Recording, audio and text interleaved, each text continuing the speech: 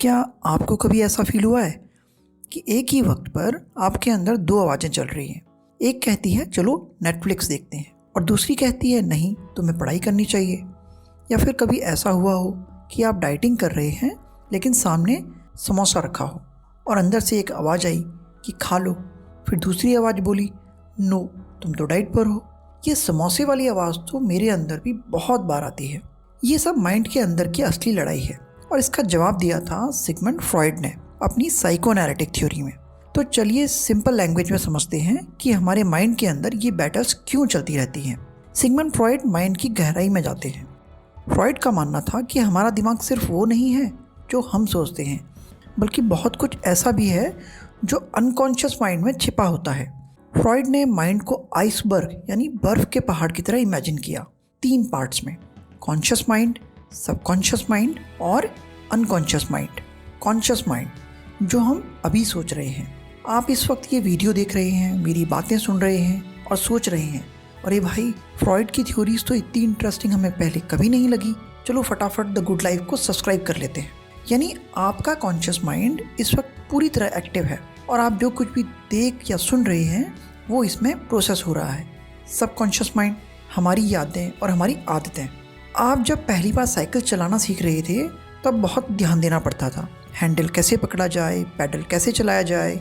लेकिन अब आप बिना सोचे समझे आराम से साइकिल चला सकते हैं। यही सबकॉन्शियस माइंड का कमाल है।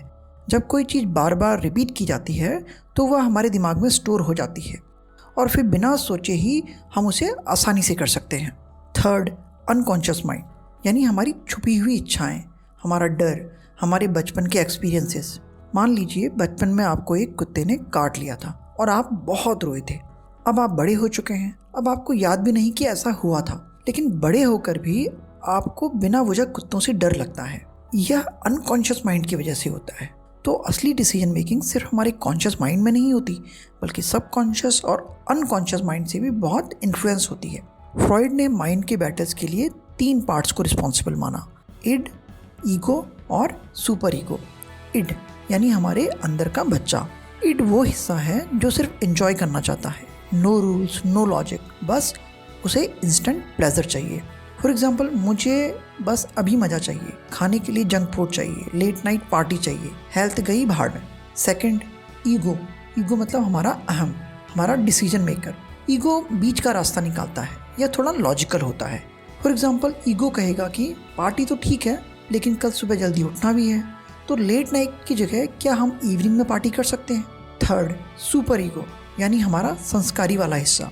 सुपर ईगो हमें नैतिकता यानी मोरालिटी सिखाता है, क्या सही है क्या गलत। सुपर ईगो कहेगा तुम्हें अपनी हेल्थ का ध्यान रखना चाहिए, जंक फूड मत खाओ, लेट नाइट पार्टी मत करो, drinking is bad for health, etcetera etcetera. Id, ego और सुपर ईगो हमारे माइंड में हमेशा फाइट करते रहते हैं, इनके बीच में स्ट्रगल चलता रहता है। इन तीनों में से जो भी स्ट्रांग होता है वही जीत जाता है अक्सर। अब सोचिए, अगर सिर्फ इड होगा तो हम बस एंजॉय करेंगे, कोई रूल रेगुलेशन डिसिप्लिन कुछ नहीं मानेंगे, सिर्फ मौज करेंगे।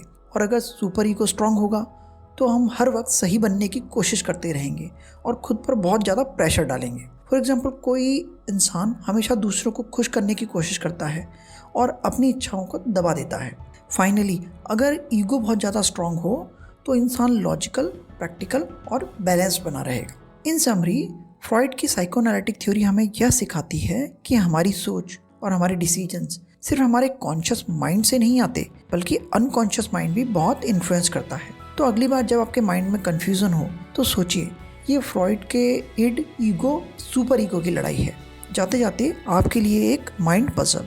इमेजिन कीजिए, एक इंसान हमेशा लेट आता है, काम को लास्ट मोमेंट तक टालता रहता है और कभी भी किसी रूल को सीरियसली नहीं लेता। लेकिन जब कोई उसे डांटता है, उससे पूछता है तो वह बहुत डिफेंसिव हो जाता है और बहाने बनाने लगता है। अब फ्रॉइड की साइकोएनालिटिक थ्योरी के हिसाब से सोचिए कि इस इंसान के माइंड में कौन सा ज़्यादा स्ट्रांग है, इड, ईगो या फिर सुपर ईगो। कमेंट में बताइए कि आपका आंसर क्या है और क्यों है।